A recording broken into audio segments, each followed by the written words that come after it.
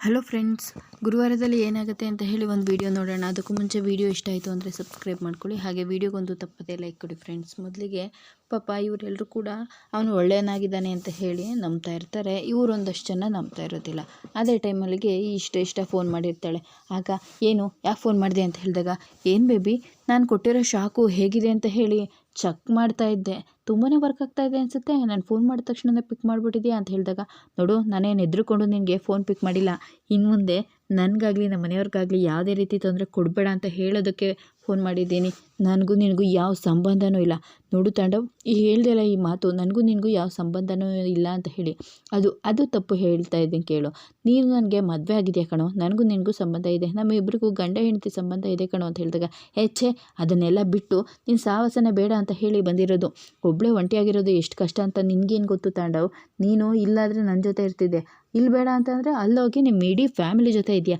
ಆದರೆ ನಾನು ನಿನಗೋಸ್ಕರ ಎಲ್ಲನೂ ಬಿಟ್ಟು ಬಂದಿದ್ದೀನಿ. ನಾನು ಒಬ್ಬಳೇ ಇದ್ದೀನಿ ಅಂತಂದರೆ ನನಗೆಷ್ಟು ತೊಂದರೆ ಆಗ್ತಾ ಇರುತ್ತೆ ಅಂತ ಗೊತ್ತಾ. ಹಾಗೆ ನೀನು ಅವರೆಲ್ಲರ ಜೊತೆನೂ ನೆಮ್ಮದಿಯಾಗಿರ್ಬೋದು ಅಂತ ಹೇಳಿ ಅಂದ್ಕೊಂಡಿದ್ಯಾ. ಹಾಗಿರೋದಕ್ಕೆ ಈ ಶ್ರೇಷ್ಠ ಬಿಡ್ತಾಳೆ ಅಂತ ಅಂದ್ಕೊಂಡಿದ್ಯಾ. ಚಾನ್ಸೇ ಇಲ್ಲ. ನೋಡ್ತಾ ಇರೋ ಇನ್ನು ಮುಂದೆ ನಿಮ್ಮ ಮನೆಯವರು ಎಲ್ರಿಗೂ ಕೂಡ ಒಂದೊಂದು ಗತಿ ಕಾಣಿಸ್ತಾನೆ ಇರ್ತೀನಿ ಅಂತ ಹೇಳಿದಾಗ, ಏಯ್ ಸುಮ್ಮನೆ ಇರು ಶ್ರೇಷ್ಠ, ನೀನು ಹೇಳಿದ ತಕ್ಷಣ ಎಲ್ಲನೂ ನಂಬ್ಕೊಂಡು ನೀನು ಹೇಳಿದ್ದಕ್ಕೆಲ್ಲ ತಲೆ ಆಡಿಸೋದಕ್ಕೆ ನಾನು ಹಳೆ ತಾಂಡವಲ್ಲ. ಹಾಗೇನಾದರೂ ನಮ್ಮ ಮನೆಯವ್ರ ಸಹವಾಸಕ್ಕೆ ಬಂದರೆ ನಿನ್ನನ್ನು ಸುಮ್ಮನೆನೂ ಬಿಡೋದಿಲ್ಲ ಅಂತ ಹೇಳಿ ಹೇಳ್ತಾ ಇರ್ತಾನೆ. ಅದೇ ಟೈಮಿಗೆ ಫೋನ್ ಕಟ್ ಮಾಡ್ತಾನೆ. ಹಿಂದೆ ತಿರುಗಿ ನೋಡಿದ್ರೆ ಕುಸುಮ ಇರ್ತಾರೆ. ಏನೋ ಯಾರ ಜೊತೆ ಮಾತಾಡ್ತಾ ಇದ್ದೆ ಅಂತ ಹೇಳಿ ಕೇಳ್ತಾರೆ. ಅಮ್ಮ, ಅದೇ ನಾನು ನನ್ನ ಫ್ರೆಂಡು, ಹಳೆ ಫ್ರೆಂಡ್ ಜೊತೆ ಅಂತ ಹೇಳಿದಾಗ, ಓಹೋ, ಹಳೆ ಫ್ರೆಂಡ್ ಜೊತೆ, ಬೇಕಾದವ್ರ ಜೊತೆ ಮಾತಾಡ್ತಾ ಇದ್ಯಾ, ಬೇಡವಾದವ್ರ ಜೊತೆ ಮಾತಾಡ್ತಾ ಇದ್ಯಾ? ರೀ ಸುನಂದ, ಆ ತನ್ವಿ, ಭಾಗ್ಯ ಎಲ್ಲ ಬನ್ನಿ ಅಂತ ಹೇಳಿ ಕರೀತಾರೆ. ಆಗ ಏನಾಯಿತು ಕುಸುಮ, ಯಾಕೆ ಈ ರೀತಿ ಕರೆದೆ ಅಂತ ಹೇಳಿದಾಗ, ನಿಮ್ಮ ಮಗ ಯಾರ ಜೊತೆ ನಾವು ಫೋನಲ್ಲಿ ಮಾತಾಡ್ತಾ ಇದ್ದ ಅಂತ ಹೇಳಿ ಹೇಳ್ತಾರೆ. ಫೋನಲ್ಲಿ ಮಾತಾಡಿದರೆ ಏನಾಯಿತು? ಅಲ್ಲ, ಅವ್ನು ಫೋನಲ್ಲಿ ಮಾತಾಡ್ತಾ ಇದ್ದ, ಯಾರ ಜೊತೆ ಮಾತಾಡ್ತಾ ಇದ್ದ ಅನ್ನೋದು ಬೇಕಲ್ವಾ ಅಂತ ಹೇಳಿದಾಗ, ಅದು ನನ್ನ ಫ್ರೆಂಡ್ ಜೊತೆ ಅಮ್ಮ ಅಂತ ಹೇಳಿದಾಗ, ಫ್ರೆಂಡು, ಓಹ್ ತುಂಬ ಹಳೆ ಫ್ರೆಂಡು, ಹಾಂ ಹೌದಮ್ಮ ಹಳೆ ಫ್ರೆಂಡು ಹೇಳಿದ್ನಲ್ಲ ಅಂತ ಹೇಳಿ ಹೇಳ್ತಾ ಇರ್ತಾನೆ. ಆಗ ಓಹೋ ಹಾಗೆ, ಎಲ್ಲಿ ನಿನ್ನ ಫೋನ್ ಕೊಡು ಅಂತ ಹೇಳಿದಾಗ, ಫೋನಾ ಯಾಕಮ್ಮ ಅಂತ ಹೇಳಿ ಕೇಳ್ತಾನೆ. ಫೋನ್ ಕೊಡು ಅಂತಂದರೆ ನಿನ್ನ ಫ್ರೆಂಡ್ಸ್ ಜೊತೆ ಮಾತಾಡ್ತಾ ಇದ್ದರೆ ನಿಂಗೆ ಫೋನ್ ಕೊಡೋದಕ್ಕೆ ಏನು ತೊಂದರೆ, ಕೊಡು ಫೋನಾ ಅಂತ ಹೇಳಿ ಹೇಳ್ತಾನೆ. ಸರಿ ಆಯಿತು ಅಂತ ಹೇಳಿ ಕೊಟ್ಟ ತಕ್ಷಣವೇ ಈ ಕಡೆ ಗುಂಡಣ್ಣ, ಹೋಗೋ ಫೋನ್ ಇಸ್ಕೊಂಡು ಚೆಕ್ ಮಾಡು ಅಂತ ಹೇಳ್ತಾರೆ. ಆಗ ಗುಂಡಣ್ಣ ಬಂದು ಫೋನ್ ಇಸ್ಕೊಂಡು ಚೆಕ್ ಮಾಡ್ತಾ ಇರ್ತಾನೆ. ಅಜ್ಜಿ, ಇದು ಯಾವುದೋ ಒಂದು ನಂಬರ್ ಇದೆ ಅಜ್ಜಿ, ಹೇಗಿದೆ ಯಾರ್ದು ಅಂತ ತಿಳ್ಕೊಳ್ಳೋದು? ಅದೇನು ಬಾರಿ ದೊಡ್ಡ ವಿಚಾರನೇ ಅಲ್ಲ, ಫೋನ್ ಮಾಡೋ ತಿಳ್ಕೊಂಡು ರಿಸೀವ್ ಮಾಡ್ತಾರಲ್ಲ ಗೊತ್ತಾಗುತ್ತೆ ಅಂತ ಹೇಳಿದಾಗ, ಸರಿ ಆಯ್ತಜ್ಜಿ ಅಂತ ಹೇಳಿ ಫೋನ್ ಮಾಡ್ತಾನೆ. ಕಾಲೇ ಪಿಕ್ ಮಾಡೋದಿಲ್ಲ. ಅಯ್ಯೋ, ಈಗೇನಾದರೂ ಶ್ರೇಷ್ಠ ಫೋನ್ ಪಿಕ್ ಮಾಡಿಬಿಟ್ರೆ ನಾನು ಅಂತ ಗೊತ್ತಾಗ್ಬಿಡುತ್ತೆ, ಅಮ್ಮನ ಮುಂದೆ ನಾನು ಸಿಕ್ಕಾಕೊಂಡ್ಬಿಡ್ತೀನಲ್ಲಪ್ಪ, ಮಾಡದೇ ಇದ್ರೂ ಕೂಡ ತಪ್ಪು ಅಂತ ಅನ್ನಿಸ್ಕೊಳ್ಳೋ ಥರ ಪರಿಸ್ಥಿತಿ ಬಂದಿದೆ, ಹೇಗೋ ಸುಳ್ಳು ಹೇಳ್ತಾ ಬಚಾವ್ ಮಾಡ್ಕೋಬೋದು ಅಂತ ಅಂದೆ, ಆದರೆ ಅಮ್ಮ ಅಂತ ಹೇಳಿ ತುಂಬಾ ಟೆನ್ಷನ್ ಮಾಡ್ಕೊಂಡು ನಿಂತಿರ್ತಾನೆ. ಓಹೋ, ಫೋನ್ ರಿಸೀವ್ ಮಾಡ್ತಾ ಇಲ್ಲ. ಈಗೇನು ಪಾಪ ಯಾರ ಜೊತೆ ಮಾತಾಡ್ತಾ ಇದ್ರು ಅಂತ ನಿಮ್ಗೆ ಗೊತ್ತಾಗಬೇಕು ಅಲ್ವಾ? ಟ್ರೂ ಕಲರಿಗೆ ಹಾಕಿದರೆ ಅದೇ ಗೊತ್ತಾಗುತ್ತೆ ತಾನೇ. ಎಲ್ಲಿ ಫೋನ್ ಕೊಡೋ ಇಲ್ಲಿ ಅಂತ ಹೇಳಿ ತನ್ವಿ ಟ್ರೂ ಕಲರ್ಗೆ ಹಾಕಿ ತೋರಿಸಿದ್ರೆ ಅಲ್ಲಿ ವೆಂಕಟೇಶ್ ಅಂತ ಹೇಳಿ ಬಂದುಬಿಡುತ್ತೆ. ಅದನ್ನ ನೋಡಿ ಇವರೆಲ್ಲರೂ ಕೂಡ ಈ ಕಡೆ ಸಮಾಧಾನ ಮಾಡ್ಕೋತಾ ಇರ್ತಾರೆ. ನೋಡಿದೆ ಕುಸುಮ, ಮೊದಲು ನೀನು ಅನುಮಾನ ದೃಷ್ಟಿಯಿಂದ ನೋಡೋದನ್ನು ಬಿಡು, ದೊಡ್ಡ ರೋಗ ಅಂದರೆ ಅನುಮಾನನೇ, ನೀನು ಅದೇ ರೋಗನ ಬರ್ಸ್ಕೊಂಡ್ಬಿಟ್ಟಿದ್ಯಾ ಅಂತ ಹೇಳಿ ಹೇಳ್ತಾ ಇರ್ತಾರೆ. ಆಗ ಸರಿ ಆಯಿತು. ಅದಾದಮೇಲೆ ಎಲ್ಲರೂ ಹೋಗ್ತಾರೆ. ಕುಸುಮ ತಾಂಡವನ ನೋಡಿಬಿಟ್ಟು, ತುಂಬ ಬೇಗ ಖುಷಿ ಪಡಬೇಡ ಬಚಾವಾಗಿದ್ದೀನಿ ಅಂತ ಹೇಳಿ, ನೀನು ಕಳ್ಳ ನಾಟಕಗಳನ್ನ ನಾನು ಬಯಲು ಮಾಡ್ತೀನಿ ಅಂತ ಹೇಳಿ ಹೇಳ್ತಾ ಇರ್ತಾರೆ. ಅಷ್ಟರಲ್ಲಿ ಅಲ್ಲಿ ಗಾದಿ ಬರ್ತಾನೆ. ಏನಾಯಿತು ಅಂತ ಹೇಳಿದಾಗ, ಇವನು ಯಾರ ಹತ್ರ ನಾವು ಮಾತಾಡ್ತಾ ಇದ್ದ ಫ್ರೆಂಡು ಯಾರ ಜೊತೆ ಅಂತ ಹೇಳಿ ತಿಳ್ಕೊಳ್ಳೋದಕ್ಕೆ ಅಂತ ನೋಡಿದ್ವಿ, ಯಾರೋ ಹಳೆ ಫ್ರೆಂಡ್ ಅಂತೆ ಅಂತ ಹೇಳಿದಾಗ, ತಾಂಡವ್, ನಾನು ನಿಮ್ಮ ಜೊತೆ ಸ್ವಲ್ಪ ಮಾತಾಡಬೇಕು ಬಾ ಅಂತ ಹೇಳಿ ಕರೀತಾರೆ.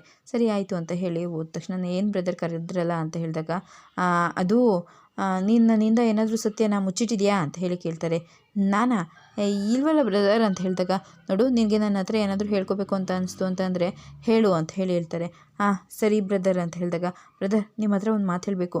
ಏನು ಹೇಳಿ ಅಂತ ಹೇಳಿದಾಗ, ಅದು ನಾನು ನಿಮ್ಮ ಕಂಪ್ನಿಗೆ ಜಾಯ್ನ್ ಆದಾಗ ಭಾಗ್ಯ ಬಗ್ಗೆ ಎಲ್ಲ ಹೇಳಿದ್ದೆಲ್ಲ ಎಷ್ಟು ಸತ್ಯನೋ, ಇವಾಗ ನಾನು ಬದಲಾಗಿದ್ದೀನಿ ಅನ್ನೋದು ಕೂಡ ಅಷ್ಟೇ ಸತ್ಯ. ನಾನು ನನ್ನ ಜೀವನದಲ್ಲಿ ಬದಲಾಗಿ ನನ್ನ ಕುಟುಂಬದ ಜೊತೆ ಸೇರ್ಕೋಬೇಕು ಅಂತ ಬಂದಿದ್ದೀನಿ ಬ್ರದರ್, ಯಾವ ತಪ್ಪನ್ನು ಮಾಡೋದಿಲ್ಲ ಅಂತ ಹೇಳಿ ಹೇಳ್ತಾ ಇರ್ತಾನೆ. ಸರಿ ಆಯಿತು ಅಂತ ಹೇಳಿ ಅಲ್ಲಿಂದ ಹೋಗ್ತಾ ಇರ್ತಾನೆ. ನೀನೇನು ಮಾತಾಡ್ತಾ ಇದ್ದೆ ಫ್ರೆಂಡು ಅವನ ಜೊತೆ? ಏನೂ ಇಲ್ಲ ಗೆಳ್ತಿ, ಸುಮ್ಮನೆ ಹಾಗೆ ಸ್ವಲ್ಪ ಅಂತ ಹೇಳಿ ಹೇಳ್ತಾ ಇರ್ತಾರೆ. ಸರಿ ಆಯಿತು ಅಂತ ಹೇಳಿಬಿಟ್ಟು, ಫ್ರೆಂಡು, ಅದು ನಾನು ಹೋಗಿ ಜೋಯಿಸ್ ಹತ್ರ ಮಾತಾಡ್ಕೊಂಡು ಬಂದೆ. ಓಹ್ ಹೌದಲ್ವಾ, ಕೇಳೋದನ್ನೇ ಮರೆತುಬಿಟ್ಟೆ. ಅವರು ಹೇಳಿದರು, ಇನ್ನು 1 ತಿಂಗಳಲ್ಲಿ ನೀವಿಬ್ಬರು ಮದುವೆ ಆಗಬೇಕಂತೆ, ಇಲ್ಲಾಂದರೆ ಪಾಪ ಅವಳಿಗೆ ಕಂಟಕ ಇದೆಯಂತೆ ಅಂತ ಹೇಳಿದಾಗ, ಗೆಳ್ತಿ, ಅವರು ಸ್ವಲ್ಪ ದಿನ ಟೈಮ್ ಕೇಳಿದ್ದಾರೆ, 1 ತಿಂಗಳಲ್ಲಾದರೂ ಆಗ್ಬೋದಲ್ವಾ ಅಂತ ಹೇಳಿದಾಗ, ಆಗ್ಬೋದು ಹಾಗಾದರೆ ಇನ್ನೂ ಸಂತೋಷನೇ, ಆದರೆ ತಡ ಮಾಡಬಾರ್ದಲ್ವ ಫ್ರೆಂಡು ಅಂತ ಹೇಳಿದಾಗ ಸರಿ ಆಯಿತು ನಾನು ನೀನು ಹೊರಡ್ತೀನಿ ಅಂತ ಹೇಳಿ ಅವನು ಅಲ್ಲಿಂದ ಹೊರಡ್ತಾನೆ. ಸರಿ ಆಯಿತು ಅಂತ ಹೇಳಿ ಕಳಿಸ್ತಾ ಇರ್ತಾರೆ. ಈ ಕಡೆ ನೋಡಿದ್ರೆ ಭಾಗ್ಯ ತಾಂಡವ ಹತ್ರ ಬಂದು, ತಾಂಡವರೇ ಒಂದು ಮಾತು ಕೇಳಬೇಕು. ಏನು ಅಂತ ಹೇಳಿದಾಗ, ಅದು ನೀವು ಆ ಆಕ್ಸಿಡೆಂಟ್ ಆಗೋ ಸಿಚುವೇಷನಲ್ಲಿ ಅಲ್ಲಿಗೆ ಬಂದು ನಿಂತ್ಕೊಂಡಿದ್ರಿ ಅಲ್ವಾ, ಅದು ಹೇಗೆ ನಿಮಗೆ ಮುಂಚೆನೇ ಹಾಗೆಲ್ಲ ಆಗುತ್ತೆ ಅಂತ ಗೊತ್ತಿತ್ತಾ ಅಂತ ಹೇಳಿದಾಗ, ಅಯ್ಯೋ ಹಾಗೆಲ್ಲ ಏನೂ ಇಲ್ಲ ಭಾಗ್ಯ, ನಾನು ಸುಮ್ಮನೆ ಹಾಗೆ ವಾಕ್ ಮಾಡ್ಕೊಂಡು ಬರ್ತಿದ್ದೆ, ಅಲ್ಲಿ ಗಾಡಿ ನಿಂತಿತ್ತಲ್ಲ ಅದಕ್ಕೆ ಬಂದೆ ಅಷ್ಟೇ ಅಂತ ಹೇಳಿ ಕೇಳ್ತಾನೆ. ಈ ಕಡೆ ಭಾಗ್ಯ ಮನೆಯಲ್ಲಿ ಕೂತ್ಕೊಂಡು ದುಡ್ಡೆಲ್ಲ ಲೆಕ್ಕಾಚಾರ ಮಾಡ್ತಾ ಇರ್ತಾಳೆ. ಅದೇ ಟೈಮಿಗೆ ಅಲ್ಲಿಗೆ ಕುಸುಮ ಬರ್ತಾಳೆ. ಹಾಗೆ ಎಲ್ಲರೂ ಬಂದು ಕೂತ್ಕೊಂಡು ಟೈಮಿಗೆ ತನ್ವಿ ಹೋಗೋ ನಿಮ್ಮ ಅಪ್ಪನ ಕರಿ ಅಂತ ಹೇಳ್ತಾರೆ. ಸರಿ ಆಯಿತು ಅಂತ ಹೇಳಿ ಫುಲ್ ಖುಷಿಯಿಂದ ಕರ್ಕೊಂಡು ಬರ್ತಾಳೆ. ಆಗ ತಗೊಳ್ಳಿ ತಾಂಡವರೇ, ಇದು ನಿಮ್ಮ ದುಡ್ಡು, ನೀವು ಕೆಲಸ ಮಾಡಿದ್ದಕ್ಕೆ ಅಂತ ಹೇಳಿ ಕೊಡ್ತಾ ಇರ್ತಾಳೆ. ಏ ಭಾಗ್ಯ ಏನೇ ಮಾಡ್ತಾ ಇದೆಯಾ, ಕಟ್ಕೊಂಡಿರೋ ಗಂಡನಿಗೆ ಸಂಬಳ ಕೊಡ್ತಾ ಇದೆಯಾ ಅಂತ ಹೇಳಿದಾಗ, ಅಯ್ಯೋ ಅದರಲ್ಲಿ ಏನು ತಪ್ಪಿದೆ, ಅವ್ನು ಕೆಲಸ ಮಾಡಿದ್ದಾನೆ ಕೊಡ್ತಾ ಇದ್ದಾಳೆ ಅಷ್ಟೇ, ಅಷ್ಟಕ್ಕೂ ಇವನ್ನ ಮನೆಯವನಾಗಿ ಇಟ್ಕೊಳ್ಳೋದಕ್ಕೆ ನಾ ಕೆಲಸವನ್ನಾಗಿ ಇಟ್ಕೊಂಡ್ರೆ ತುಂಬ ಚೆನ್ನಾಗಿರುತ್ತೆ ಅಂತ ಹೇಳಿದಾಗ, ಬೀಗ್ತಿಯಮ್ಮ ಅಂತ ಹೇಳ್ತಾರೆ. ಸಾಕು ಸುಮ್ಮನೆ ಇರಿ ಸುನಂದ, ಅದೆಷ್ಟು ಅಂತ ವಹಿಸ್ಕೊಂಡು ಬರ್ತೀರಾ ಅಂತ ಹೇಳಿ ಸುನಂದನ ಬಾಯನ್ನು ಕುಸುಮ ಮುಚ್ಚಿಸ್ಬಿಡ್ತಾರೆ. ತಗೊಳ್ಳಿ ತಾಂಡವರೇ. ಆಮೇಲೆ ಭಾಗ್ಯ ನನ್ನ ಕೈಯಲ್ಲಿ ಚೆನ್ನಾಗಿ ಕೆಲಸ ಮಾಡ್ಕೊಂಡ್ಲು, ಆಮೇಲೆ ಏನು ಕೊಡಲಿಲ್ಲ, ಇವಳಿಗೆ ನಿಯತ್ತೇ ಇಲ್ಲ ಅಂತ ಹೇಳಿ ನೀವು ಮತ್ತೆ ನನ್ನ ಬಗ್ಗೆ ಮಾತಾಡೋದು ಬೇಡ ಅಲ್ವಾ, ಅದಕ್ಕೆ ನೀವು ಮಾಡಿರೋ ಕೆಲಸಕ್ಕೆ ನಿಮ್ಗೆ ಸಂಬಳ ತಗೊಳ್ಳಿ ಅಂತ ಹೇಳಿ ಕೊಡ್ತಾರೆ. ಯಾರ ಹತ್ರನೂ ನಾನು ಪುಸ್ಕಟ್ಟೆ ಕೆಲಸ ಮಾಡಿಸ್ಕೊಳ್ಳೋ ಅವಶ್ಯಕತೆ ಇಲ್ಲ ಅಂತ ಹೇಳಿ ಕೊಟ್ಟ ತಕ್ಷಣವೇ ಅವನು ಕೂಡ ಇಸ್ಕೊಂಡು, ತುಂಬ ಥ್ಯಾಂಕ್ಸ್ ಭಾಗ್ಯ, ನಾನು ಫುಲ್ಲು ಕಷ್ಟಪಟ್ಟು ದುಡ್ದಿರೋದಕ್ಕೆ ಇವತ್ತು ನಾನು ನಿನ್ನ ಕೈಯಾರ ಮೊದಲನೇ ಸಲ ಸಂಬಳ ತಗೋತಾ ಇದ್ದೀನಿ, ತುಂಬ ಖುಷಿಯಾಗ್ತಾ ಇದೆ ಅಂತ ಹೇಳಿ ಹಾಗೆ ಇಟ್ಕೊಂಡಿರ್ತಾನೆ. ಈ ಕಡೆ ಕುಸುಮ ಬಂದು, ಭಾಗ್ಯ ಜೋಯಿಸ್ರ ಹತ್ರ ಮಾತಾಡ್ಕೊಂಡು ಬಂದೆ, ಅವರು 1 ತಿಂಗಳಲ್ಲಿ ಮದುವೆ ಆಗಬೇಕು ಅಂತ ಹೇಳಿದ್ದಾರೆ, ಆಗಿಲ್ಲ ಅಂತಂದರೆ ಕಂಟಕ ಇದೆ ನಿನಗೆ ಅಂತ ಹೇಳಿದ್ದಾರೆ ಅಂತ ಹೇಳಿದಾಗ, ಏನು ಅತ್ತೆ ಸೊಸೆ ಇಬ್ಬರು ಮಾತಾಡ್ತಾ ಇದ್ದೀರಾ, ಹಾಗೆ ಕುಶಲೋಪರಿ ಮಾತಾಡ್ತಾ ಇದ್ದೀವಿ, ನೀವೇನು ಅಂತ ನಂಗೆ ತುಂಬ ಚೆನ್ನಾಗಿ ಗೊತ್ತಿದೆ. ನೋಡು ಭಾಗ್ಯ, ನೀನೇನು ಅನ್ನೋದು ನಂಗೆ ತುಂಬ ಚೆನ್ನಾಗಿ ಗೊತ್ತಿದೆ, ಆದರೆ ನೀನು ನಮ್ಮ ನೀತಿ ನಿಯಮ ಸಂಪ್ರದಾಯ ಇದನ್ನು ಯಾವುದನ್ನು ಮರಿಬೇಡ, ಹಾಗೆ ಇವ್ರು ಹೇಳ್ತಾ ಇದ್ದಾರೆ ಅಂತ ಹೇಳಿ ಅವ್ರು ತಾಡಕ್ಕೆ ತಕ್ಕಂಗೆ ಕುಣಿಬೇಡ. ಜನ ಏನು ಅನ್ಕೋತಾರೆ, ನಿನ್ಗೆ ಈಗಾಗಲೇ ಮದುವೆ ಆಗಿದೆ, 4 ಜನ ನಮ್ಮನ್ನು ನೋಡಿ ಆಡ್ಕೊಳ್ಳೋ ಥರ ಮಾಡಬೇಡ, ಕೈ ತಿತ್ತು ಅಂತ ಹೇಳಿ ಕ್ಯಾಂಟೀನ್ ನಡೆಸ್ತಾ ಇದೆಯಾ, ಎಲ್ಲರ ಹತ್ರ ನಾವು ಮರ್ಯಾದೆ ಉಳಿಸ್ಕೊ, ನಿನಗೂ ಜೀವನಕ್ಕೆ ಒಳ್ಳೆಯದು ಅಂತ ಹೇಳಿ ಕುಸುಮ ಹೋಗ್ಬಿಡ್ತಾರೆ.